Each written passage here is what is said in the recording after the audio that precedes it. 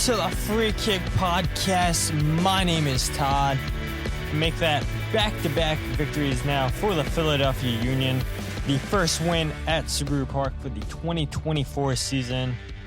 Now, it feels a little bit weird to say that the Union have picked up just the first win at Subaru Park. But then again, it's not really that strange when that was only the second game of the MLS season for the Union at home.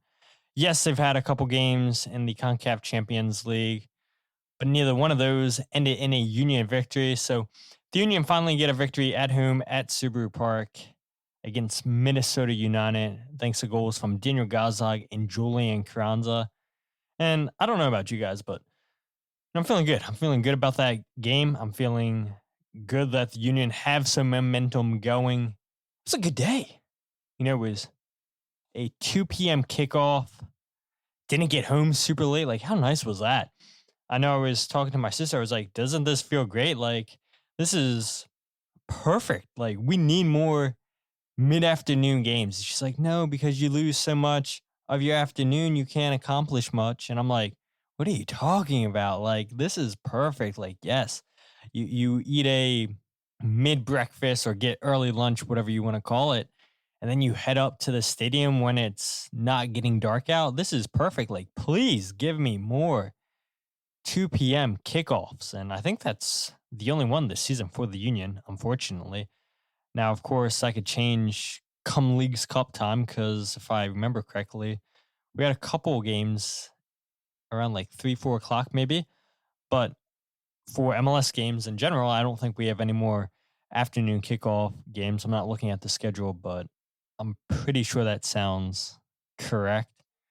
And overall, it was a great day, beautiful day. A little bit windy, but the sun was shining for a little bit there before it started to rain again, which it wouldn't be a Philadelphia Union game without some rain. It was Kids Day at the stadium, and got to give a shout out to Elliott and Olivia Slocum. Was it blasting them and their parents at the stadium? And you guys, I'm sure, all know who Elliott and Olivia are. I mean, I feel like they're always running around the stadium afterwards. And how can you not miss them? Everybody knows who Elliott and Olivia are. So it was awesome getting to see them and getting a late Christmas card. But I appreciate it. And just, of course, seeing friends and having my sister go to her first regular season game this season, only her second game this year, which also feels weird that, you know, she hasn't been to a lot of games this season. So, yeah, it was cool just seeing everybody and catching up. And now the Union won't be home for 2 weeks, right? 2 weeks. They have Nashville and Atlanta United, then they come back home and play RSL. So, yeah, just when we're getting in the mood, like, yes, we're back at Subaru Park. Well, now get used to not having games at Subaru Park because the Union go right back on the road. But overall, just fantastic day out at Subaru Park. Fantastic environment and a lot of people, a lot of kids and their families just seemed like they were having a blast out there.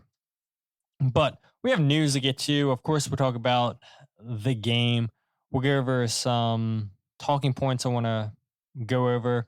We'll, of course, also hear from Jim Curtin. We'll hear from Jacob Glesnes. We'll go over 3 stars. And if time permits, will we have Blend of the Week? Will we not? We shall see. But without further ado, let's just get straight into the news.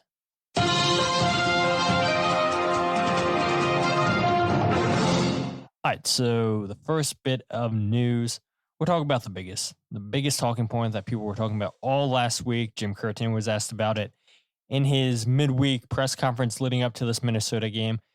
And that is, Tom Bogert reported that Manchester City are expected to pay the Philadelphia Union around $2 million for Cavan Sullivan. Cavan Sullivan's set to sign the most expensive homegrown contract in MLS history and remain with the Union until he's 18 years old.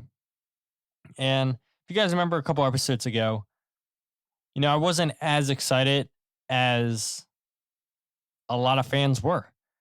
And I'll be honest, I mean, a big part of that was because it looked like the Union were going to lose Cavan Sullivan on a free contract.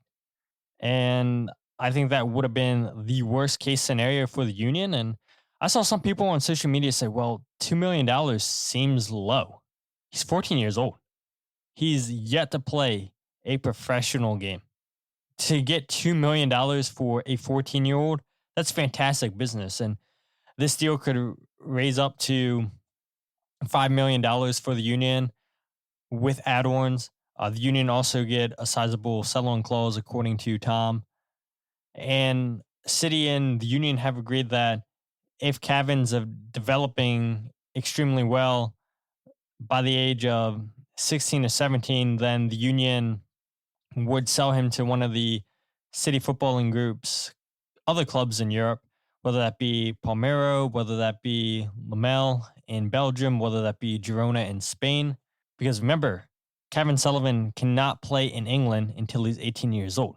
And so if he does well in MLS the next couple of years before he turns 18, then the Union and City have agreed that, okay, the Union can then sell him to one of these clubs in Spain, Belgium, Italy. I believe City also owns a club in France, if I'm not mistaken.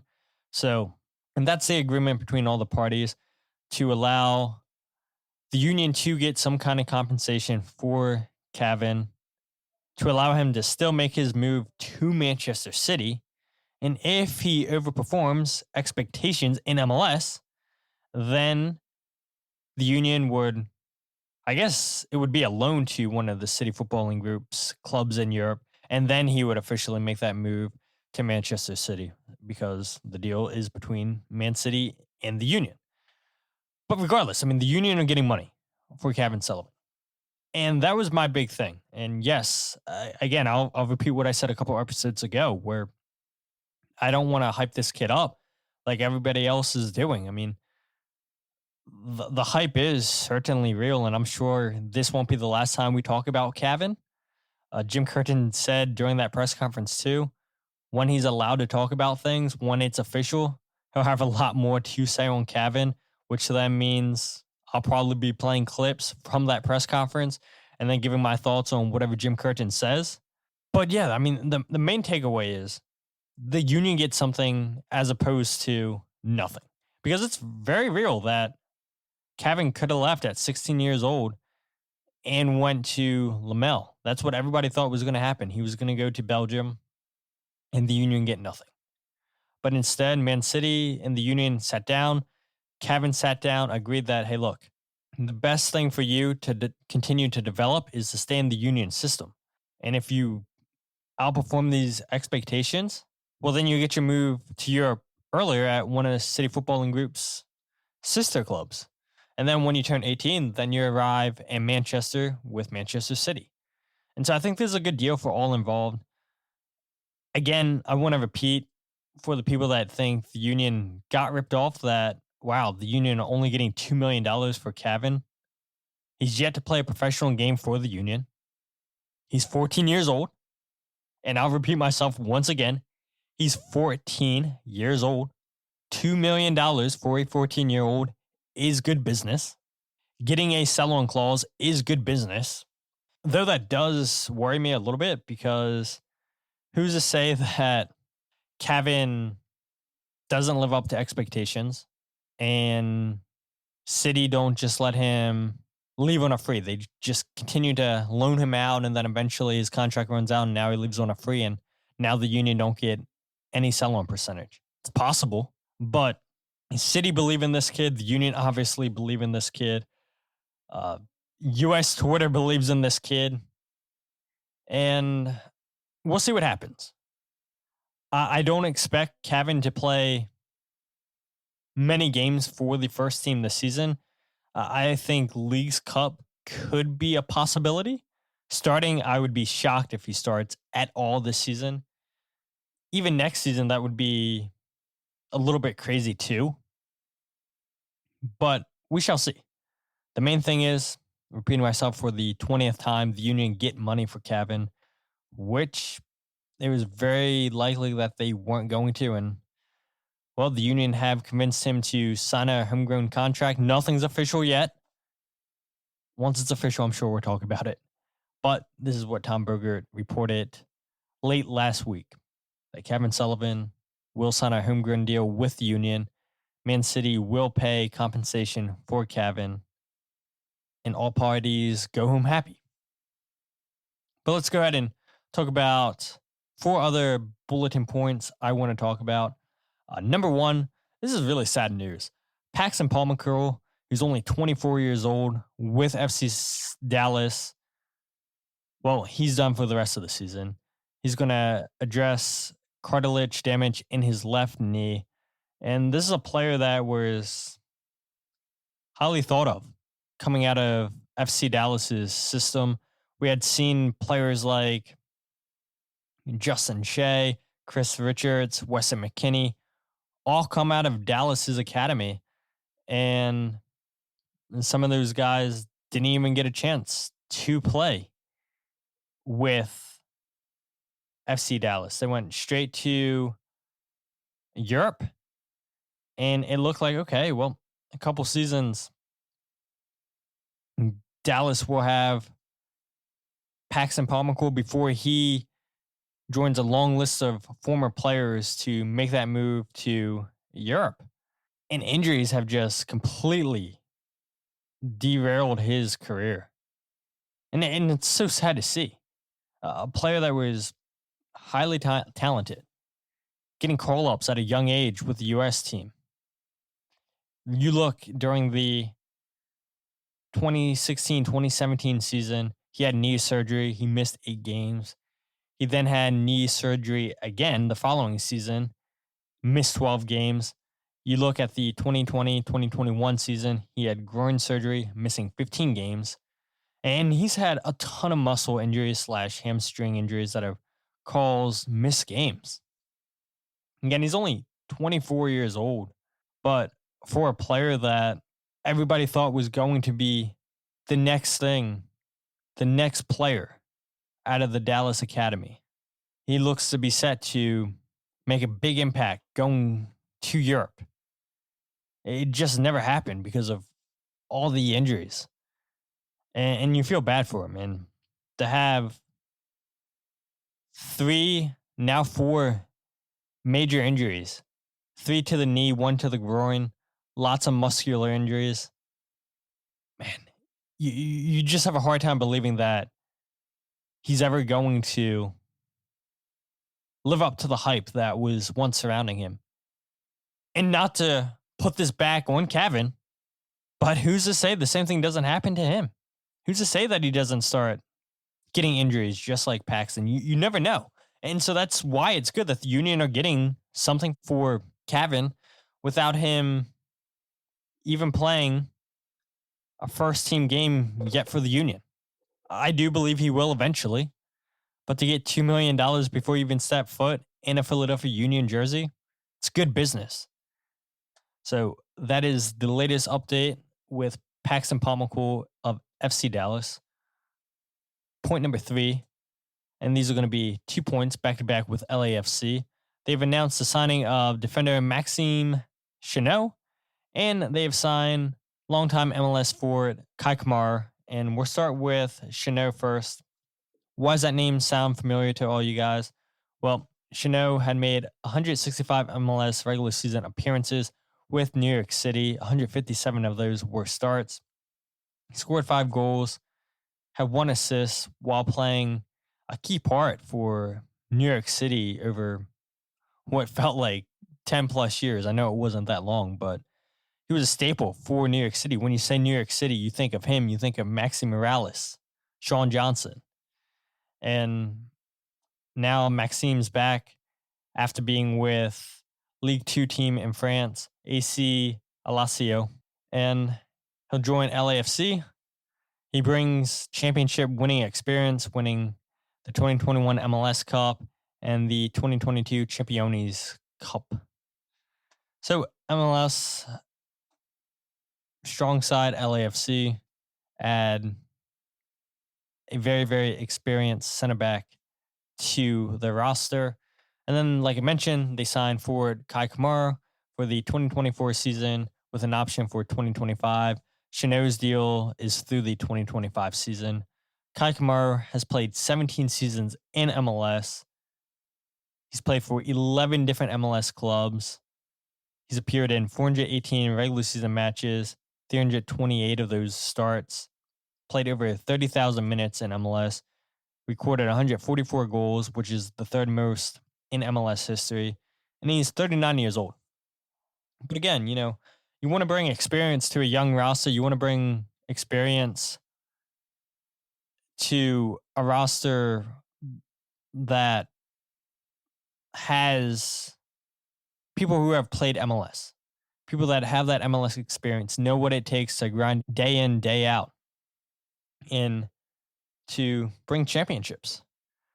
And that's exactly what LAFC have done, signing two veterans of the game to help mentor the young players on this roster. And then the last bit of news I want to talk about involves the Union once again. That is, Jack Elliott has earned Team of the Match Day honors for Week 7. We'll talk about Jack's performance here in a little bit. Also, in the Team of the Match Day for Week 7 is former Philadelphia Union goalkeeper Matt Freese. He had 5 saves in the 1-1 draw against Inter Miami for New York City. And then Fafa Picault had 1 goal, 1 assist in Vancouver's 3-2 win over the Portland Timbers over the weekend. But let's go ahead and talk about that Union versus Minnesota United match, which, again, we all know ended 2-0 for Philadelphia. And I guess I'll start with my overall thoughts, and then we'll get to some key topics I want to touch on a little bit more closely and play some clips from Jim Curtin and Jacob Glesnes. I think overall it's a good win for the Union. To build off of that 3-1 victory over Portland from last weekend in a shock win, we don't have to keep revisiting that game. But I feel like nobody had the Union going in Portland last weekend and winning. Union get that win. They come back home Saturday, the first home game in what I feel like has been a decade. And Union pick up the first win of the season against Minnesota, a team who came in as the number 1 team in the West. Was this the most perfect game from the Union? No, absolutely not. But keeping a clean sheet and picking up that first win is super important. And especially now that you're on the road now in back-to-back games in Nashville and in Atlanta. And so we know the Union have had success in the past in Nashville. We know that they've struggled in Atlanta. But you go down to Nashville and you're 5 games unbeaten, back-to-back wins. You feel good. Your chances feel good down in Nashville, a team that's been struggling. I think it was super important, too, to see Julian Carranza hit the back of the net once again. That's now back-to-back games that he's done that, 3 goals in his last 2. And we haven't seen him hit back-to-back games with goals since 8:30 to 9:03, which was the Toronto loss last year and the Red Bulls victory. And coming into this game, he's only scored back-to-back goals 2 times prior to this game. And so you want to see Julian be more consistent. He has 7 goals and 7 appearances in all competitions this year, which leads me to a question I want to ask you guys. And this is something I think that was debated last year. If Carranza continues to score, should the Union hold on to him for a playoff run and then lose him on a free? Or should the Union try to get something for him come the summertime? There's reports that the Union turned down an offer of over $7 million from Greek club Olympiacos. Union said no, we want to hold on to him for our playoff run. And we saw how well that worked out last year. Do you feel the Union should do that again? Because I don't think the Union are going to get millions upon millions of dollars for Carranza. I don't see that happening. Maybe a couple $1 million and a sell-on clause for a player that come the summertime, we'll have less than 6 months left on his deal. So teams can negotiate contracts for him during the summertime. He can leave on a free after the season's over. And so I'd be shocked if a team comes in here and says, yeah, we're going to offer you $10 million for Julian Carranza. The one good thing is he's scoring goals, 7 goals in 7 appearances. That's a goal a game. And if you can get him to score consistently, I do think a bidding war will be possible in the summertime. But I'm just not sure that it's worth holding on to Carranza come a playoff run. Because I know that the job is to win trophies. And it's not to make the union profit, but the union operate in a way where they try to do both, make profit and win games. Jim Curtin says that all the time, that yes, we want to win games. We want to win trophies. It's not just about making money here at the club. And I get it's hard to accept selling your highest leading goal scorer this season. Your highest leading goal scorer the last couple of years, I feel like.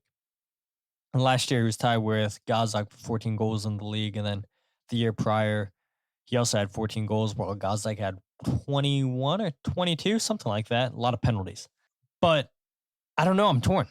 I really am torn. I don't see a world where Julian Carranza signs a long-term contract with the union. He's spoken about his desire wanting to play in Europe. He'll be 24 come May. Sure, the union could offer him a crazy contract, and money does entice players. I'm not denying that. But I also think Julian's good enough to play in Europe. He turned down contracts for teams in the Championship, in the Bundesliga this past offseason, it was reported. So it's not like interest isn't there. It's just interest from clubs that he doesn't want to go to. But if teams could get him on a free, wouldn't that entice bigger clubs to come in, and now all they have to pay is a salary? They don't have to pay a transfer fee. I think he's going to have a huge decision to make. I think the union are going to have a huge decision to make. Do you offer Julian a contract in the $4 to $5 million range? Why do I say that? Because I feel like that would probably be something that would entice him. All right, you're offering $4 to $5 million a year, which would make him one of the highest paid players in MLS. I mean, you're looking at players like Christian Benteke, who makes $4.4 million according to last year's MLS player salary guide from the MLSPA. You're looking at a player like Joseph Martinez, who made $4.3 million last year with Inter Miami. You're looking at Timu Puki, who made $3.5 million with Minnesota United. So you're looking at big name players that are getting paid quite a bit of money.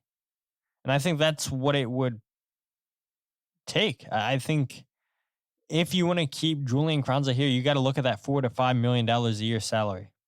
But maybe Julian's not enticed by money.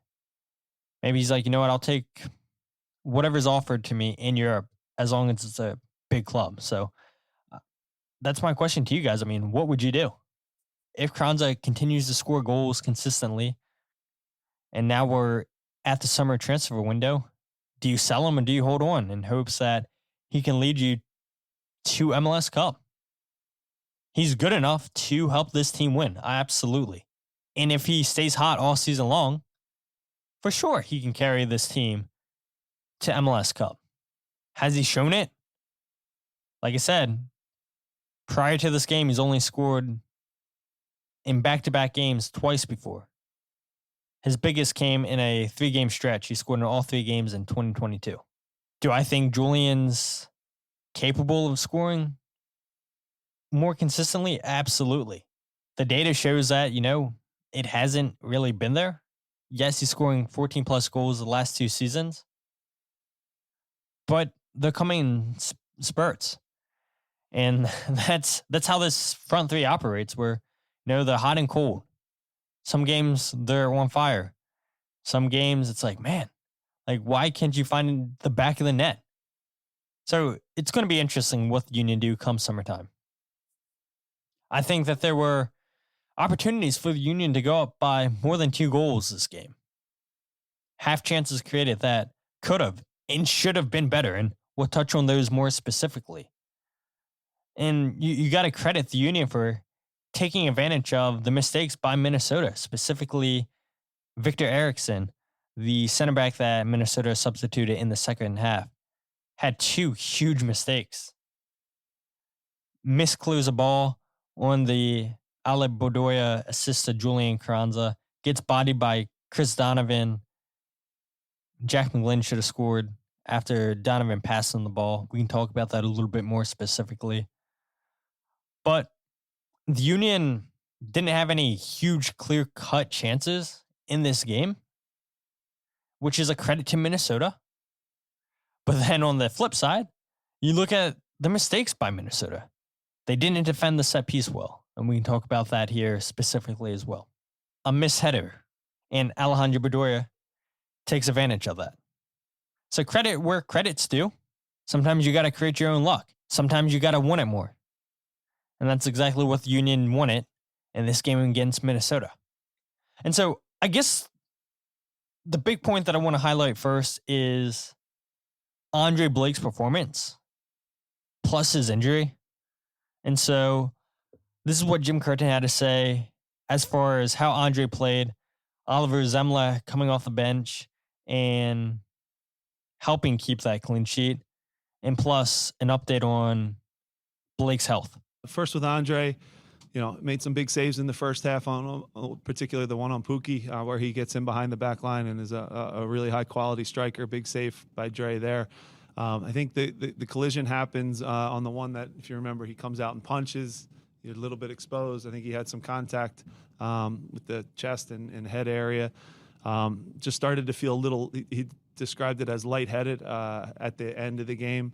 In that instance, credit to our medical staff for being, and doctors for being proactive and, doing the right thing. As much as we all know Andre makes us a better team, you have to be safe with head injuries for sure.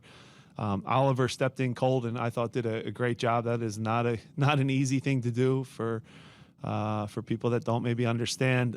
Nothing good can happen as a defender or a goalkeeper when you get subbed in like that. And he did a great job of, keeping calm, clearing balls when he had to clear balls, made a save or two, and did a great job. So hopefully it's not too serious. It sounds like Andre, was just wanted to be cautious with it, as did the doctors and medical staff, which I, again, applaud. But I don't think it's anything too severe. I hope it's not, that's for sure. Yeah, and we'll get an update on Andre's health, I'm sure, towards the end of the week. I'm sure there'll be reporters out at Union training this week, and they'll be letting you guys know on social media if Andre Blake's out there or not. But it sounds like Jim Curtin's not too concerned. It seems like the medical staff, Andre, and the training staff really weren't that concerned. They wanted to be proactive, as you should be with head injuries. Remember, in the 34th minute, Minnesota has a corner kick. Andre goes to punch the ball, and he takes a hit to the head, carries on up until the 74th minute when Oliver Zemla comes in. And Andre, like Jim said, had that huge save on Teemu Pukki. Had 4 saves in this game, but that save on Pukki in the 41st minute, that's huge. That's game-changing right there. Could have been 1-1, and who knows what happens, but Andre does well to come off his line to take away the angle from Pukki and makes that kick save. It's a good ball in behind by Robin Lod, and it's a good run by Teemu Pukki. The only mistake, really, that I saw between the Union center backs, Pukki runs off of Glesnes and Andre Blake. I feel like he gives you at least one huge save every single game. And it just so happened to be that it was in the 41st minute. But that's really the only chance that Minnesota had in this game that was troubling. Yes, they had a goal rolled off for offsides in the second half, but that wasn't close at all. And the Union were then able to get that second goal with Carranza, where you say, all right, we can breathe a sigh of relief. But Andre Blake exits this game. Oliver Zemla comes off the bench and helps his team keep a clean sheet. Had him a save himself. And, if Oliver has to play against Nashville, we talked about this last episode after his performance against Portland. You feel a lot more comfortable with him in the net than you did having Joe Bendik. So yes, having Andre Blake makes you a better team. You heard Jim Curtin say that. You've heard him say that in the past. But with head injuries, you don't want to risk anything. Doesn't sound like it's too serious, which is the main thing. I saw Andre Blake after the game walking around in the locker room, which is always a good sign. Seemed like, he just wanted to be protective of his health, like Jim Curtin had to say. And hopefully he's going to go for this weekend's game against Nashville. But if not, you have a good backup goalkeeper in Oliver Zemla. Point number 2 that I want to bring up, though, is Jack Elliott's performance. Man of the match performance, in my opinion. We can talk about the stats when we go to 3 stars because, spoiler alert, he is my number 1 star of the night. Like I said, man of the match performance. It earns him a spot in Team of the Match Day for week 7. And I just thought the defense and the midfielders were more compact than they've been at the start of the season. And that's what Jack Elliott said after the game, that, the last couple games, that it just seems like they're more compact as a team, that the 2 center backs are closer together. And you saw that this game against Minnesota. Not a lot of space between the 2 center backs. When one moves, the other one moves. And we saw this against Austin, going back to the goals breakdown video, where the first goal that Austin scores, Damian Lowe's further ahead than Jack Elliott. If they're both in line, if Damian Lowe's a little bit deeper, he probably gets a photo on that ball and he can clear it away. But he doesn't, and Diogo Rubio gets in behind Jack Elliott. And we saw a big improvement against Portland last weekend.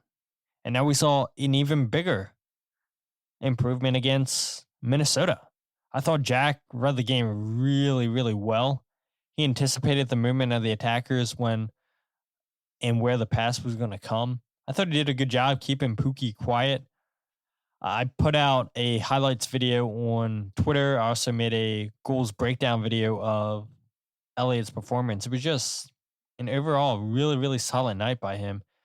Like I said, just anticipating where Pookie was at all times, anticipating where Robin Lute is, and it earns him a spot in the starting 11 for a Team of the Match Day.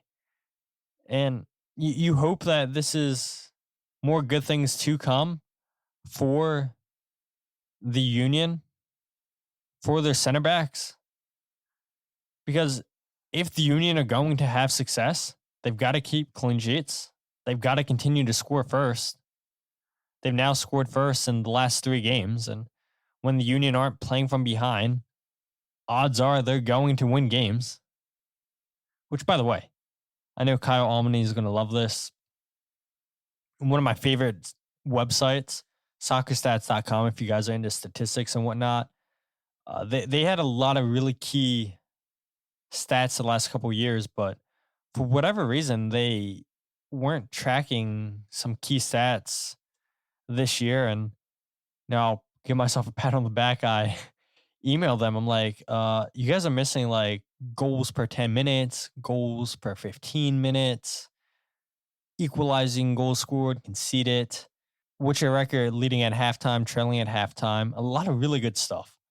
And I don't know if my email did it. They never got back to me, but I just pointed it out on the website like, hey, look, you're missing a lot of good stuff. And they fixed their website, and I should have had this stuff updated for you guys, looking at the Union's record, when they give up goals, when they concede goals, and the minutes and whatnot. But maybe next episode. I know some of you guys have said in the past, it's way too much stats oriented, Todd.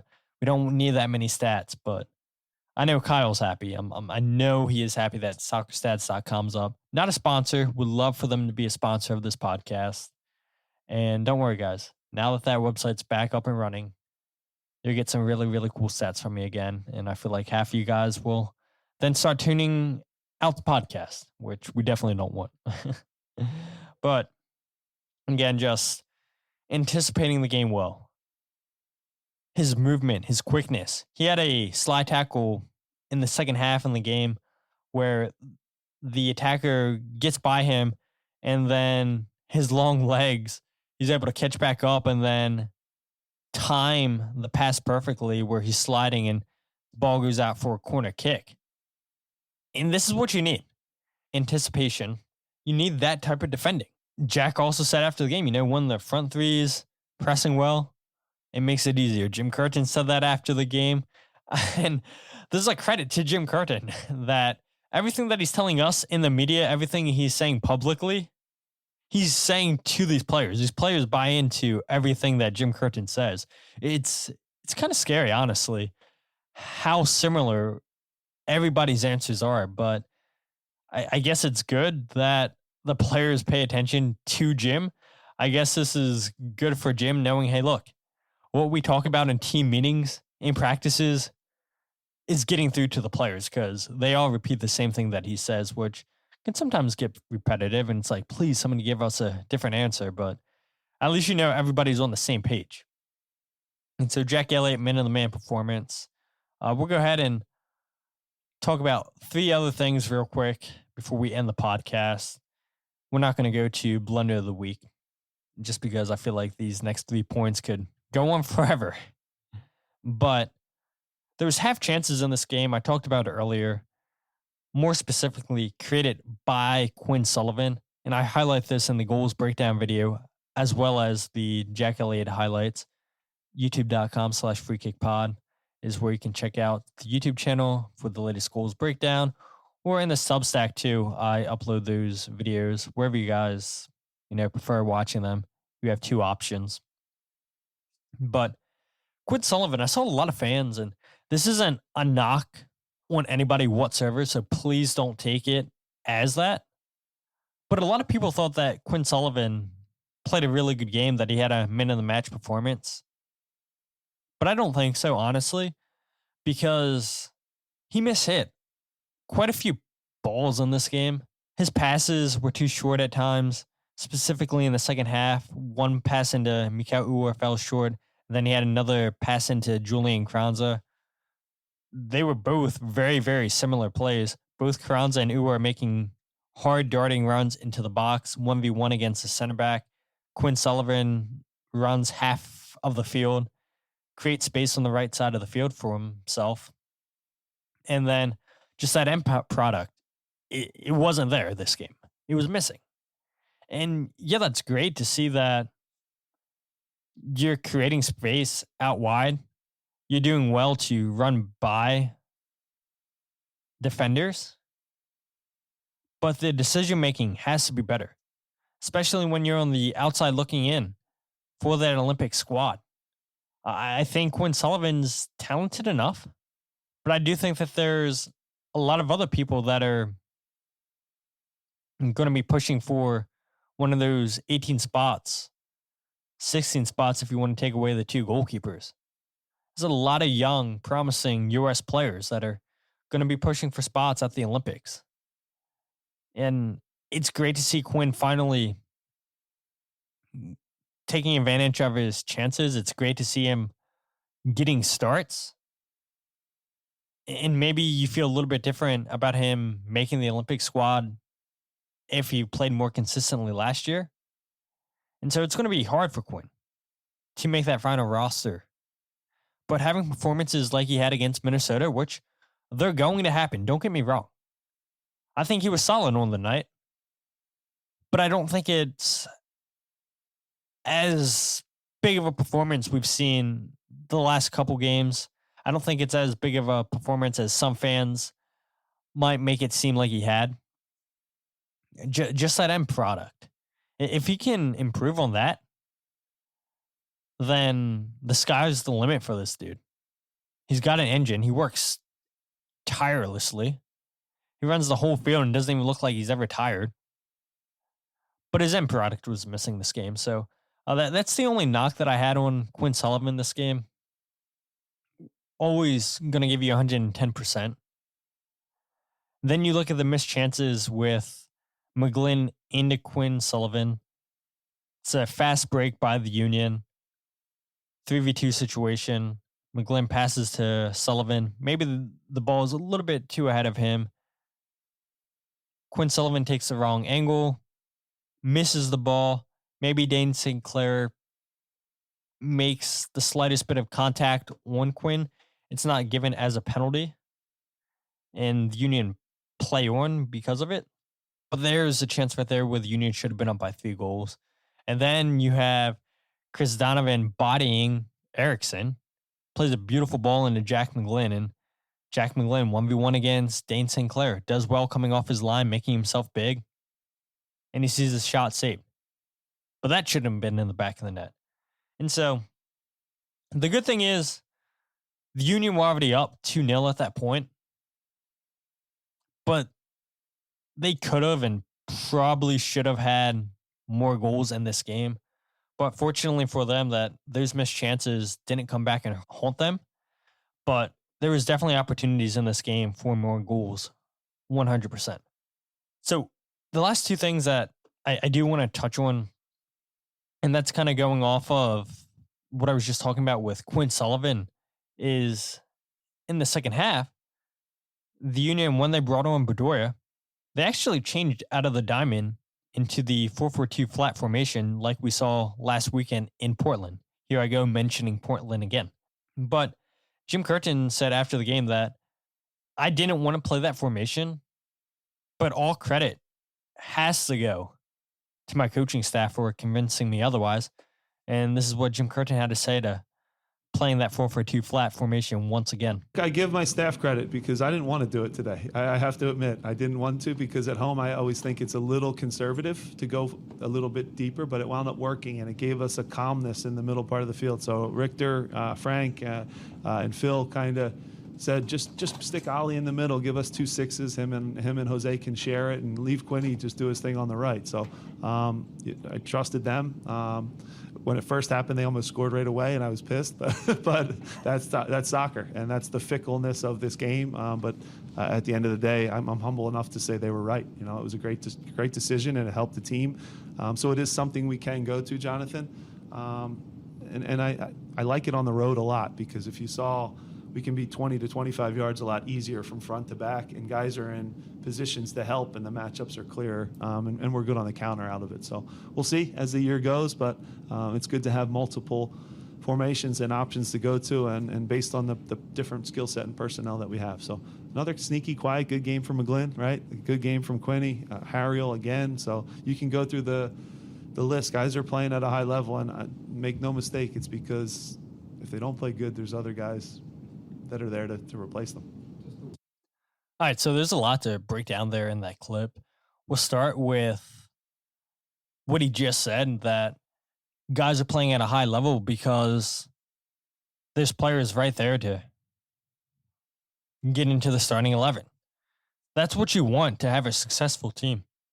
You want to have a team that's, fighting, the next man up mentality, players that are on your bench that are good enough to start, because that's going to push the starters to be better. We all saw what Jesus Bueno did last year in the League's Cup, which ultimately got him more playing time for this team. We saw what Jeremy Raffanello did last weekend out in Portland. There's another Portland mention, so if we were playing a drinking game, you guys would probably be drunk by the amount of times that I've said Portland this episode. If you go ahead and look at Alejandro Bedoya, starting a lot of games last season, not really starting much this season. Jim Curtin also said in this press conference that Bedoya is good enough to start. But Quinn Sullivan's been playing at that high of a level where, there's no reason to take Quinn out. Olivier Bizo was once starting for this team. Nate Harriel took his starting spot. There's always going to be competitions between the 3 center backs. And so you want that type of competition. When Liam Flock comes back healthy, we've seen him start in the past. Jack McGlynn and him had a great battle last year. Who's the starter? Who's not? You hope that Liam Flock comes back healthy, which, by the way, Jim Curtin said that he's ahead of schedule. He could come back this week or the next couple weeks. And so adding Liam Flock's definitely going to help this team, especially when you want to cement a lead, which goes to another point in that clip that I want to bring up, is that Jim says that this formation can be good on the road. You're playing 2 blocks of 4. It's very, very difficult for teams to break you down. And so imagine playing with both Jose Martinez and Liam Flock to protect the back line. It's a scary thought right there. 2 really solid defensive players. It's going to be difficult for teams to break and down the Union if that happens. Jim Curtin joked about the fact that, look, we could play Damian Lowe as a number 6 because he did it with Jamaica during the international window. Jim said there will be opportunities this season where all 3 center backs are on the field. And I am a little bit worried that because Jim Curtin saw Damian do it with Jamaica, he's definitely going to do it at some point this season with the Union. And we saw how that experiment went with Jack Elliott a couple times in years past. Hope it doesn't go the same for Damian Lowe. But having this formation, like Jim said, having different players that can play in different positions, being versatile, is going to help this team in the long run. And I get Jim Curtin not wanting to switch to the 4-4-2 flat formation at home. It's a little bit cowardly parking the bus. But look, when your defense was leaking goals at the rate the Union were, sometimes it's okay to play conservative. Sometimes it's okay to park the bus. Sometimes it's fine to get a 1-0 lead. And I know Jim Curtin says all the time, well, goal differential matters a lot. And we want to get as many goals as possible. But look, when the offense isn't clicking and all you can get is 1 goal, and if it so happens to be off of a set piece, parking the bus, knowing that you have players that can play in this formation comfortably, it's not the worst thing in the world. And so I thought it was great for Jim Curtin to give credit to his coaching staff, for his coaching staff to not be afraid to suggest something to Jim. And Jim saying, man, we almost conceded right away in this formation. I would have been super pissed. But the Union didn't, and they found a way to come away with the first clean sheet of the season. That's huge. That is huge to get the first clean sheet. You go to Nashville, a team that's struggled to score goals. You beat them 2-0 last year at the home.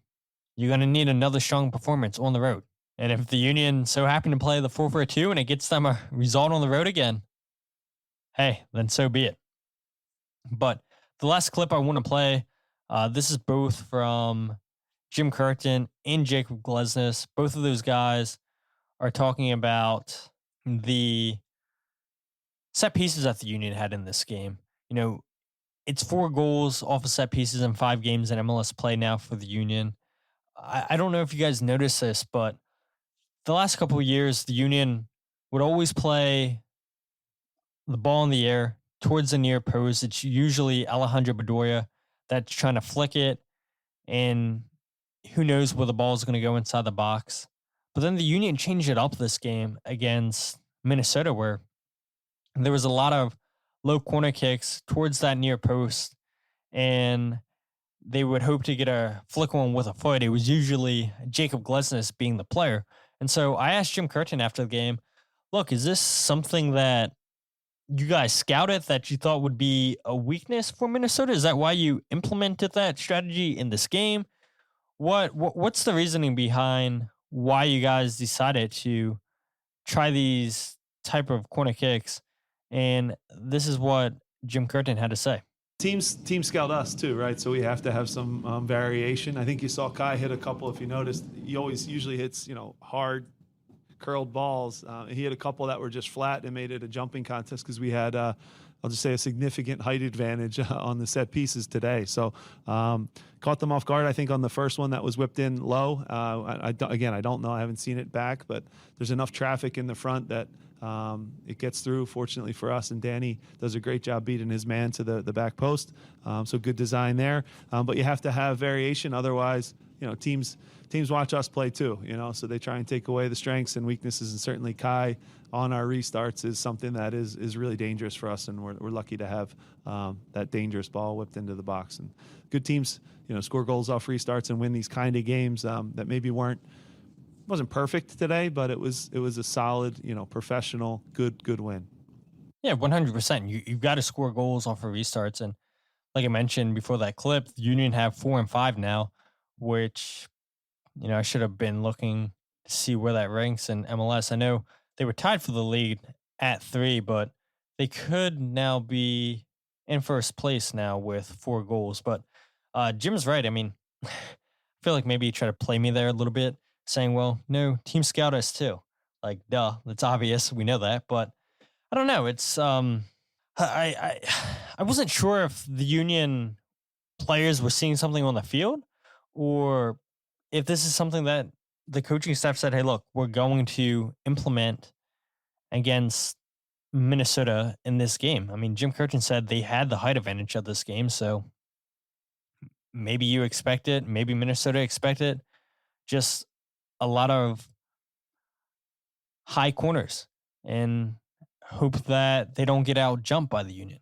Maybe that's what Minnesota was expecting. I mean, look, it seems like that first goal, that first corner kick did catch them by surprise because it resulted in a goal. They play that low cross. Jack Elliott gets a touch on it. 3 players run towards that near post, try to get a flick on one. The ball goes across Minnesota's 6-yard box, and in the back of the net, it goes for the Union. Poorly defended by Minnesota, but it did seem like they were caught off guard. And so I'm looking at it now. There's 4 teams tied in MLS with 4 set piece goals. You have the Rapids, San Jose, and the Union. So set piece goals, huge for this team. We've known it the last couple of years, and Frank Leich does an excellent job on set pieces. And so then I asked Jim Curtin that.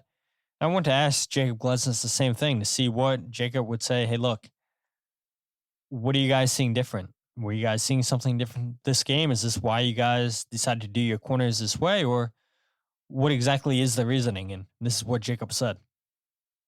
No, we have been talking about it and we have been changing it up a little bit. So we was changing it up again in the end as well. And we was playing on the first post, and we had an okay chance of that. But we have been training now the last couple of weeks on some corner kicks and stuff like that, and have felt really good on the training. So we just have to be a little bit sharper when we have the chance. Yeah, and I do find it interesting that Jacob says we need to be a little bit sharper when, again, 4 goals in 5 games, not bad. I would say that's pretty sharp, but it's good to hear that the players always want more, that they believe that they can offer more. And it's good to hear, I know it for myself that Frank Leich and the team spend a lot of time on the training ground practicing set pieces, and maybe we should get Frank back on the podcast and talk about the latest set pieces added in for the Union, because when he was on the show 2 years ago, I explained the scenario about them playing their corner kicks to that near post. Badori would flick it on, and he's like, oh, you pay attention. He's like, now we got to change our set pieces because people are catching on. And so maybe we should try to get Frank back on to the show and just get his thoughts on, how the Union are converting their set pieces. But I thought it was interesting just to hear from Jim Curtin on that aspect and Jacob Glesnes as well. But before we end the show, we'll go with 3 stars. And I think you guys should have a pretty good understanding of the players that are going to get in. But we'll start with number 3, Nathan Harriel. 1 chance created, 1 block, 3 interceptions, 1 ball recovered. An excellent game from Nate once again defensively. An underrated part of his game is what he's doing offensively. I think he had 3 for 3 successful crosses this game against Minnesota. He continues to get better in the attack. The chemistry he's built with Quinn on the right side of the field, it's deadly. It is extremely deadly, and it causes issues for teams. And they have a really good understanding between the two of them. You go ahead and look what he did just defensively, just interceptions, blocks. Really, really solid performance for him on the night. Number 2, Kai Wagner, 5 chances created, 1 out of 1 tackles won, 7 ball recovers. Again, just when you keep a clean sheet, odds are you're probably going to be one of the stars of the night, helping this team contribute to that clean sheet. Kai Wagner created a lot of chances, great corner kicks, which the first corner kick where the Union scored, I said to Jose Nunez in the press box, I'm like, man, that wasn't a good corner kick. And then the ball, I see it bounce. I'm like, no way. And then your guy's like puts it in the back of the net. I'm like, that's not a great corner kick because I thought that he mishit the ball.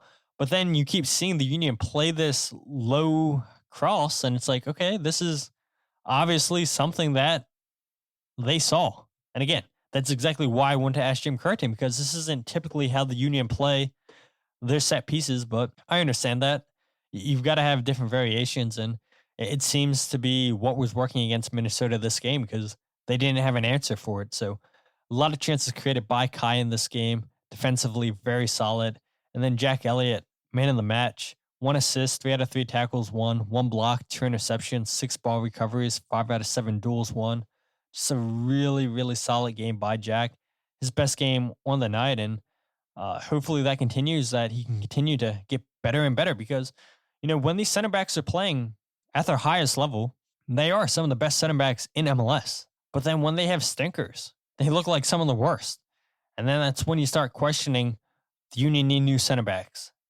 These guys are old. These guys don't have it anymore. But when it's performances like this, you know, they shut you out quickly. And so you hope Jack, Jacob, Damian, you know, they can all just look at this performance that Jacob and Jack had. And, you know, this is the standard now. This is the standard that they need to have game in, game out. But if you guys aren't following the podcast on Twitter, Instagram, or Facebook, follow at Free Kick Pod, wherever you get your podcast, The Free Kick. The Substack website, thefreekick.substack.com.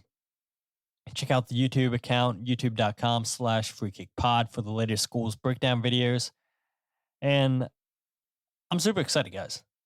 Going to Nashville, first time going to Tennessee this weekend, Friday to Monday, going for the game.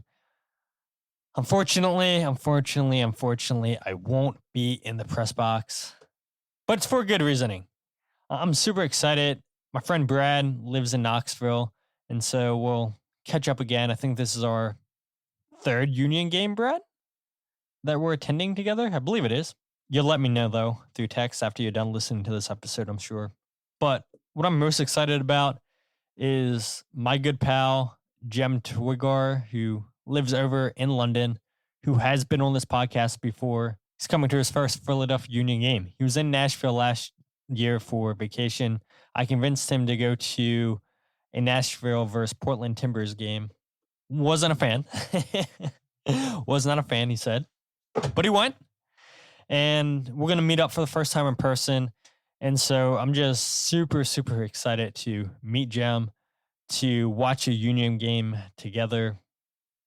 And then once I come back from vacation, next Tuesday, Jem and I will record our thoughts on the game, our experiences in Nashville. I believe Kyle and Jillian invited me on the One Team We Agree On podcast, which, by the way, I meant to address this earlier in the podcast, but I'm going to address it now. If you guys listened to that podcast episode, Kyle was going to call me out on something. I don't know why he held back after I gave him Blunder of the Week last week, but he's like, yeah, his sister, said something embarrassing about him. And I'm not going to embarrass him right now. Well, you should have, Kyle, but you didn't. So I'll go ahead and say exactly what you wanted to say in your show. That is, Shelby told Kyle that I'm obsessed with my hair. Yes, I am obsessed with my hair. If it gets too long, I get super pissed. So I'm hoping to get a haircut before I go to Nashville. But if it's windy and my hair is not straight, if it's not sticking up like it once was, oh man, I will OCD so bad. I'm like, I need product. I need to do whatever I can do to make sure my hair is sticking up. And so Shelby and Kyle were making fun of me for it at the tailgate over the weekend. Kyle didn't know until Shelby said something. And then once Kyle found out, he thought it was the funniest thing ever. And why you didn't call me out, Kyle, on your podcast? No, I appreciate it. But clearly, I didn't care about calling you out last week. So, yeah, don't be afraid to ever call me out on your podcast. And so, yeah, Kyle didn't say it. I'll say it. I'm obsessed with my hair. But super excited to get Jem on the podcast. Super excited to meet him this weekend in Nashville. And just looking for an overall great time sharing my experiences. You know, it would be great, too, to actually get Brad on the podcast, but try to coordinate, 3 different times. Probably going to be hard. So it's going to be Gemini next Tuesday. I will try to get that episode out late afternoon, early evening. If not, definitely next Wednesday for a recap of the Nashville FC Philadelphia Union game. I'll try to get a goals breakdown video out as soon as possible too for that. Try to get an article out, but we'll definitely have a preview article out on Friday. But man, I'm so looking forward to this, and can't wait for that episode. Can't wait to meet in person, be in Nashville with my sister, with my friends, and hoping that we come back with all 3 points for the Union. But with that said, my name is Todd, and this is the Free Kick Podcast.